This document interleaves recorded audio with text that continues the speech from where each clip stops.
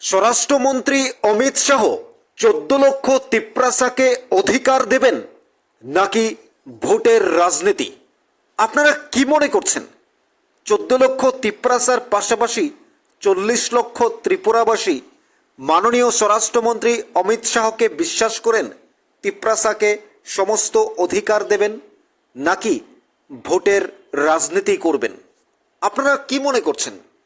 তিপ্রাসার চুক্তি স্বাক্ষর করেছেন, তিপ্রাসার অধিকার লিখিত দিয়েছেন, শুধুমাত্র ইমপ্লিমেন্টের অপেক্ষা। তাও স্বরাষ্ট্রমন্ত্রী মহারাজ প্রদ্যুৎ কিশোর দেববর্মনের সাথে মিটিং করে বৈঠক করে জানিয়েছেন যে সেকেন্ড মিটিংয়েই অনেক গুরুত্বপূর্ণ বিষয়গুলো নিয়ে কথা হবে, কিভাবে তিপ্রাসার চুক্তিগুলো, তিপ্রাসার অধিকারগুলো ইমপ্লিমেন্ট করা যায়, তাদের হাতে সরাসরি পৌঁছে দেওয়া যায়। মাননীয় মহারাজ প্রদ্যুৎ কিশোর দেববর্মন তিপ্রাসাকে নিয়ে, তিপ্রা মথাকে নিয়ে একের পর এক আন্দোলন করে, একের পর এক মিছিল করে, স্বরাষ্ট্রমন্ত্রী অমিত শাহর সাথে বৈঠক করে, বিজেপির সাথে অ্যালায়েন্স করে মহারাজ প্রদ্যুৎ কিশোর কয়েকদিন আগেই ফার্স্ট মিটিং, সেপ্টেম্বরে ফার্স্ট মিটিংয়ে গিয়েছিলেন দিল্লিতে, অর্থাৎ যেটা তিপ্রাসার চুক্তি ইমপ্লিমেন্ট করার ক্ষেত্রে যে ফার্স্ট মিটিং হয়েছিল। সেকেন্ড মিটিং নভেম্বরে। মহারাজ প্রদ্যুৎ কিশোর দেববর্মন তার জায়গা থেকে সর্বোচ্চ চেষ্টা করেছেন যে তিপ্রা মথাকে বিজেপির সাথে অ্যালায়েন্স করেছেন, স্বরাষ্ট্রমন্ত্রীর সঙ্গে একের পর এক বৈঠক করছেন। এই অধিকারগুলো তিপ্রাসার হাতে, তিপ্রাসার সাথে, যেন তিপ্রাসা খাদ্য, বস্ত্র, পানীয় জল, স্বাস্থ্য, শিক্ষা, বিদ্যুৎ সমস্ত কিছু ক্ষেত্রে উন্নতি করতে পারে, এডিসিকে এগিয়ে নিয়ে যেতে পারে এবং এডিসি ডেভেলপমেন্ট করতে পারে।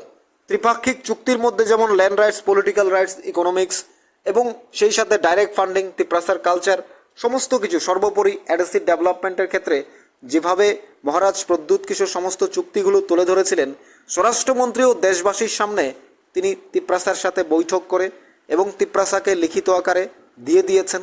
শুধুমাত্র সময়ের অপেক্ষা, ইমপ্লিমেন্ট করার অপেক্ষা। ইমপ্লিমেন্টের জন্য সরাসরি কাজ চলছে। এখন সেগুলোকে কিভাবে তিপ্রাসার হাতে সরাসরি পৌঁছে দেওয়া যায় সেজন্য পর্যবেক্ষণ করছেন, পরিকল্পনা নিয়েছেন এবং কাজ চলছে। সেকেন্ড মিটিংয়েই গুরুত্বপূর্ণ কিছু হতে পারে। কিন্তু তিপ্রাসাকে বিশ্বাস করে 14 লক্ষ তিপ্রাসা বা তিপ্রামথার সদস্যরা, জনজাতিরা, আপনারা কি বিশ্বাস করেন স্বরাষ্ট্রমন্ত্রী অমিত শাহ তিপ্রাসাকে অধিকার দেবেন নাকি শুধু ভোটের রাজনীতিই চলবে বছরের পর বছর ধরে? আপনারা কি মনে করছেন, কি ভাবছেন? যদি ভোটের রাজনীতি হয়, দুটো প্রশ্ন এখানে দাঁড়ায়। যদি শুধু ভোটের রাজনীতি হয় তাহলে তিপ্রাসাকে কেন অধিকারগুলো লিখিত দিলেন?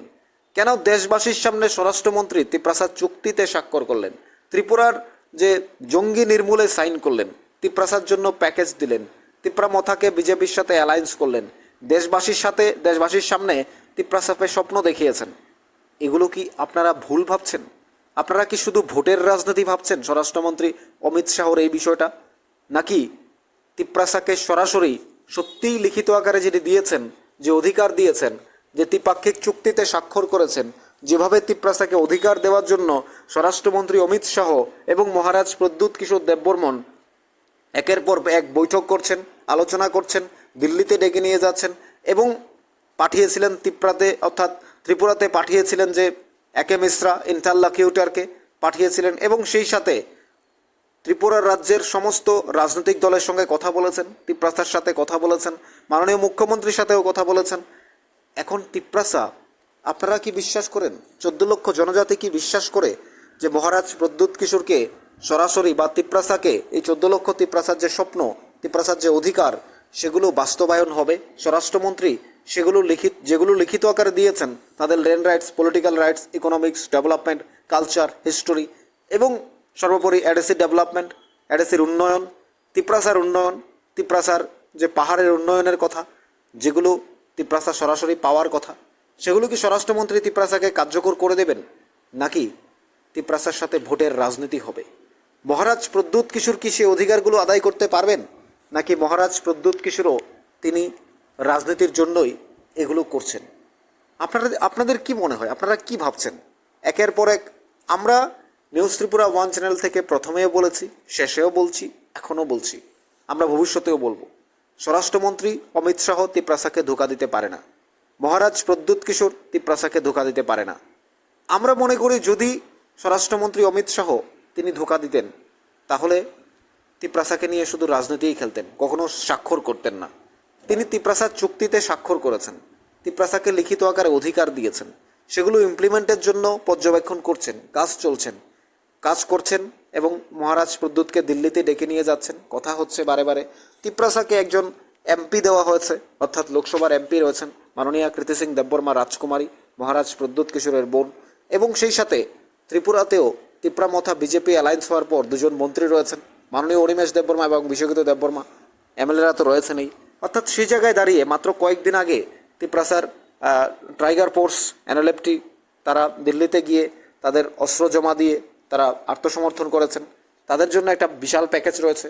গত পুজোর আগেই মুখ্যমন্ত্রী প্রফেসর ডক্টর মানিক সাহা 30 কোটি টাকার প্যাকেজ অর্থাৎ জনজাতিদের জন্য দিলেন, টিটিআরএসির জন্য।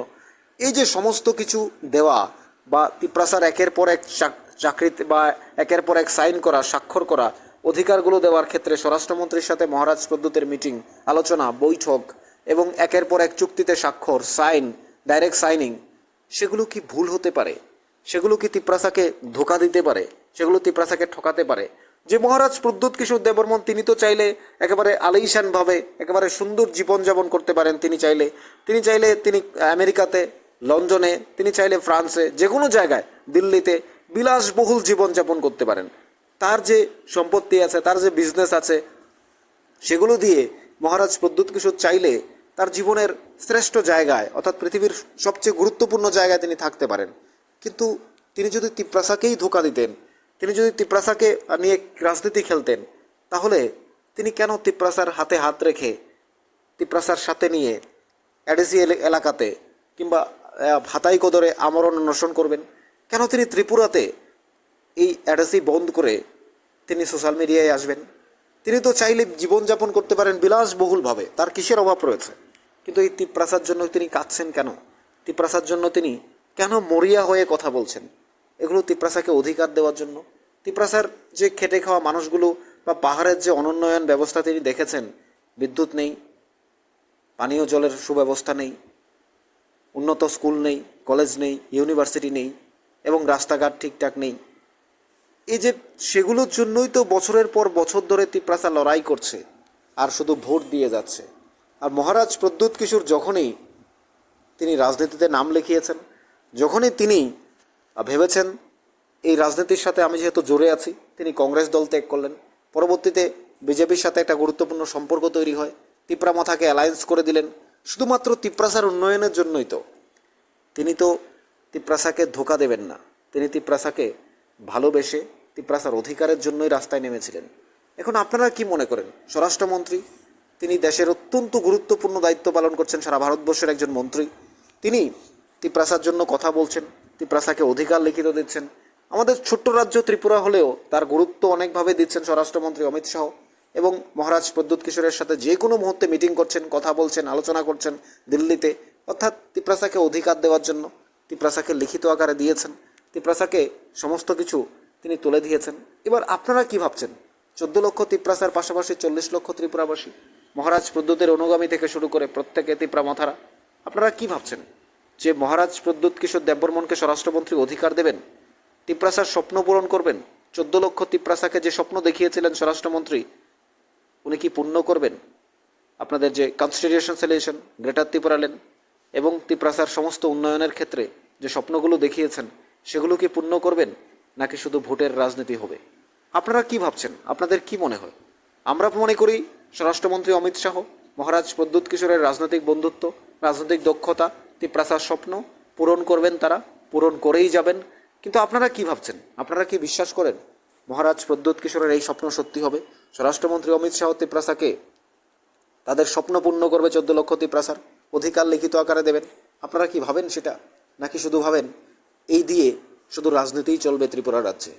মহারাজ প্রদ্যুৎ কিশোরকে দিয়ে রাজনীতি হবে, মথাকে দিয়ে রাজনীতি হবে, বিজেপির সাথে অ্যালায়েন্স করে রাখা, রাজনীতির লোভ দেখিয়ে তাদেরকে আতাত করে নেওয়া, সেটাই কি মনে করেন? বিরোধীরা যেটা সমালোচনা করে সেটাই কি ঠিক হবে, নাকি তিপ্রাসার স্বপ্ন পূর্ণ হবে? আপনার মতামত জানাবেন কমেন্টস বক্সে। থাকুন নিউজ ত্রিপুরা 1 চ্যানেলের সাথে এবং আপনার পাশাপাশি অন্যকে দেখার সুযোগ করে দিন চ্যানেলটি শেয়ার করার মধ্য দিয়ে। আমাদের সাথে থাকুন, অবশ্যই চ্যানেলটি সাবস্ক্রাইব করে রাখুন পরবর্তী ভিডিও পেতে।